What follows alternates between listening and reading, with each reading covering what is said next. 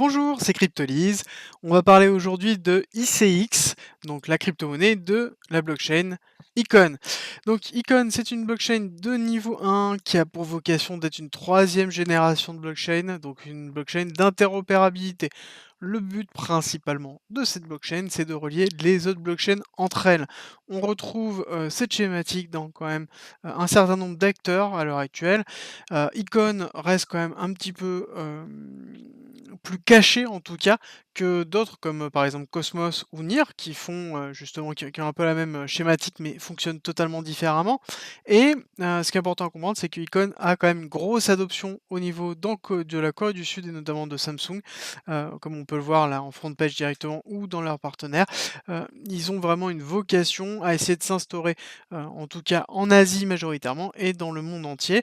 Ils ont un système de smart contract qui s'appelle, du coup Cors Scores pardon, qui est très important étant donné que c'est, la gestion des smart contracts dans un environnement reliable. Donc c'est-à-dire que, il y a un contrôle au niveau de ce qui est effectué et c'est très intéressant. Leur système en elle-même fonctionne avec en fait des plateaux qui représentent chacune des chaînes et les plateaux en eux-mêmes communiquent entre eux pour pouvoir vérifier si tout est bon.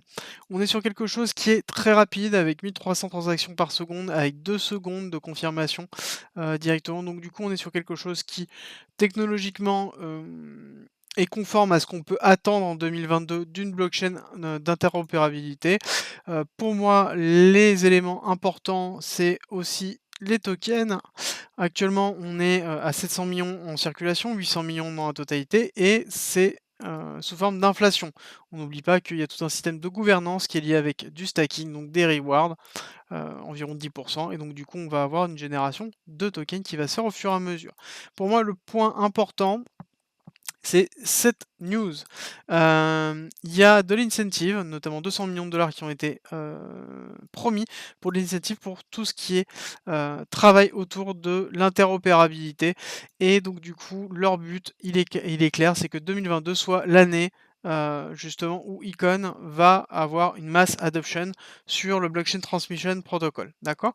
Donc du coup, là, on a quand même une un message très, très fort d'Icon sur, en tout cas ce qu'ils souhaitent amener en 2022 et en 2023 et je pense que en effet, ils ont, les moyens de le faire. Est-ce qu'ils vont y arriver? Ça, c'est encore une autre possibilité, enfin, c'est encore une autre discussion, en tout cas.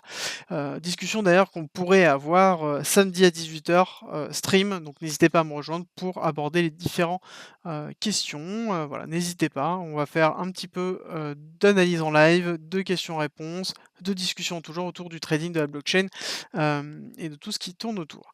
Petit rappel habituel, je ne suis pas conseiller financier, je vous présente tout simplement mes analyses et ma façon de penser, d'accord? À vous de m'utiliser pour construire votre propre stratégie. Concernant la partie technique, alors, on a eu, un listing qui a été effectué, notamment je suis sur les graphes de Binance, donc on a eu un listing qui a été effectué à 2,3, 2,4. Ensuite, on a eu un dump qui s'est effectué. Bon, après, c'est la période de 2018, ce qui est classique. Et ensuite, on a eu le pôle Nord, donc l'hiver des cryptos, durant toutes ces périodes, donc durant 2018 à 2020-21. Donc, on a eu justement le gros pump habituel de 2021 qu'on retrouve sur quasiment toutes les cryptos et le gros dump de 2021 et chose qu'on va retrouver aussi sur toutes les cryptos malheureusement bientôt. On va avoir la fin d'année 2021 avec le dump de fin d'année avec le début 2022. D'accord? Ça, je pense qu'on va le retrouver bien sûr dans toutes les cryptos qui sont arrivées, sur ces périodes-là, en tout cas dans beaucoup, voilà. C'est une schématique qu'on va retrouver bien évidemment. Étant donné qu'on va le retrouver partout, c'est intéressant de l'analyser et de comprendre ce qui se passe derrière. D'accord? Donc là, j'ai tracé un Fibonacci, de cette première poussée. On voit qu'on a un 786 qui est noté ici, où on a eu justement 2 réactions, juste en dessous qui sont effectuées avec 2 extensions et la troisième qui s'est trouvée ici. Donc on a une zone forte, qui se trouve dans les, 0,7 et donc du coup, c'est important de le noter. Pour la suite, on a eu lors de cette extension de 2021, une schématique de distribution qui s'est mise en place avec un BC ici, un AR, un ST. Là, actuellement, on est en train de faire le saut. On a eu un deuxième ST qui s'est formé, donc on renforce la position de test justement de cette zone importante, donc qui est, le dernier ATH qui était à 3 dollars, allez un chouïa en dessous de 3,2 $ et C'est important de noter qu'on a eu un gros ST fort parce que si on regarde la schématique basse qui s'est mise en place, donc la verte, on a une accumulation qui s'est, déployée avec un psy, un SC, un ST. D'accord, on a testé le SC, donc on a testé le selling climax et ensuite on est parti et on est parti fort. On est parti très, très fort durant cette période, 2021, comme beaucoup de cryptos sur cette époque-là, pour aller se diriger pour essayer de tester le ST, mais on n'a pas réussi. On a pris de la liquidité par contre de ce point-là. Hop, on va agrandir. On a pris la liquidité de ce point-là important et ensuite on a fait une jolie distribution, donc BC, AR, ST, SO, UT et on est parti. On a fait un deuxième test de l'UT et on est descendu et là on a pris la liquidité du SC. Donc on est dans un STB, donc on a une accumulation qui est en train de se valider, une grosse accumulation étant donné que cette extension de l'AR est très forte, parce qu'on a un petit AR ici et une extension qui s'effectue là. Donc là, on a une accumulation très très forte qui est en train de se mettre en place et je pense qu'on va travailler le spring. Le spring qui va être un petit peu plus bas. Moi, en l'occurrence, j'ai tracé une continuité de tendance de ce point-ci, donc de cette descente-là, avec ce retracement ici. On voit qu'on a un 1 qui se trouve à 0,3. D'accord. Donc, c'est-à-dire si on garde cette descente et qu'on la met par rapport à cette extension-là, on se retrouve avec un prix qui peut aller jusqu'à 0,3. Et je pense que c'est important à garder parce que si on regarde là, on a une grande vague 1 et on aurait une grande vague 2 avec un retracement assez agressif, donc conforme à une vague 2, et donc on serait sur une schématique d'Elliott avec possiblement une vague 3 qui arriverait derrière. Alors, si d'ailleurs on la trace, donc on aurait une vague 1, tac, une vague 2, une vague 3, une vague 4, une 25. Alors, je les trace comme ça, on va faire après un petit peu la vague 3, essayer de se projeter. Donc du coup, là, on a un STB. OK. Ce STB, est-ce que c'est la fin de la descente? Là, à l'heure actuelle, c'est compliqué de le déterminer tout de suite au vu du marché. On a des zones importantes à noter, c'est que j'ai fait un retracement, ici sur cette descente entière. On voit qu'on a une zone avec une liquidité très forte qui se trouve, là à 1 $. Donc en plus qui est un prix, psychologique, donc on va avoir une réaction forte. On a une zone de retracement de Fibonacci qui se trouve ici. Donc du coup, on a encore une conjonction d'événements qui fait que c'est une zone où il y a forte réaction. Pardon. On a le 618 avec une liquidité là, donc c'est une zone aussi à retenir dans les 2 $. Et d'ailleurs, si on fait le retracement juste de la dernière partie, est-ce qu'on a une corrélation? Bon, bah, on a quand même une corrélation ici, hein.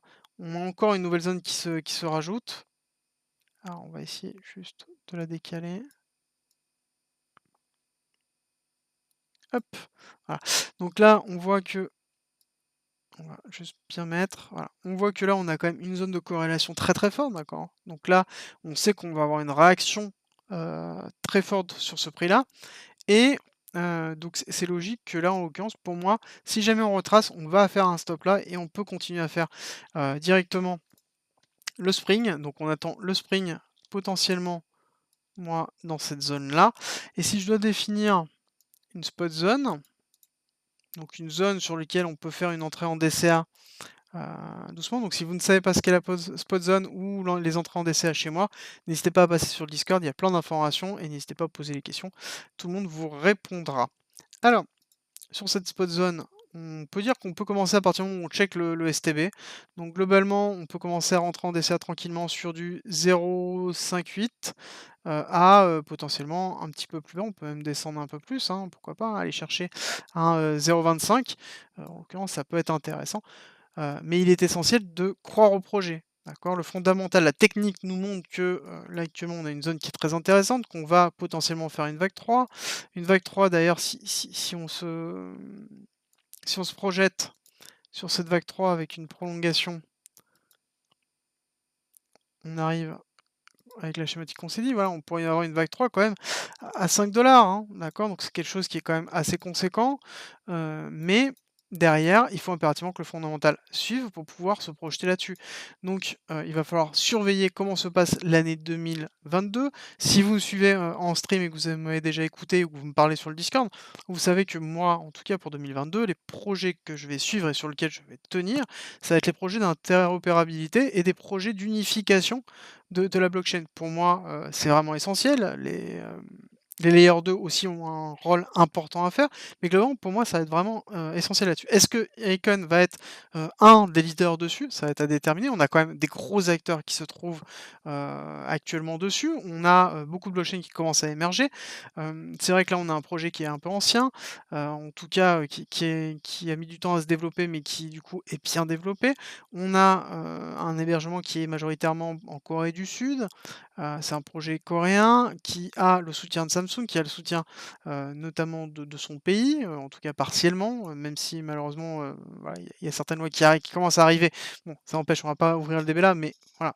Donc, la partie fondamentale va énormément jouer, cette année sur ce qui va se passer. La technique nous montre qu'on rentre dans une zone qui est intéressante, malgré le fait que c'est un token, à tendance, à inflation, heu et qu'on a des objectifs qui sont quand même assez forts. Par contre, il faut derrière qu'il y ait une mass adoption, il faut qu'il y ait, derrière tout simplement une utilisation forte, de ce protocole pour pouvoir performer.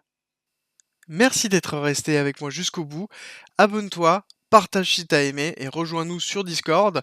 C'est avec plaisir qu'on t'accueillera et à très vite.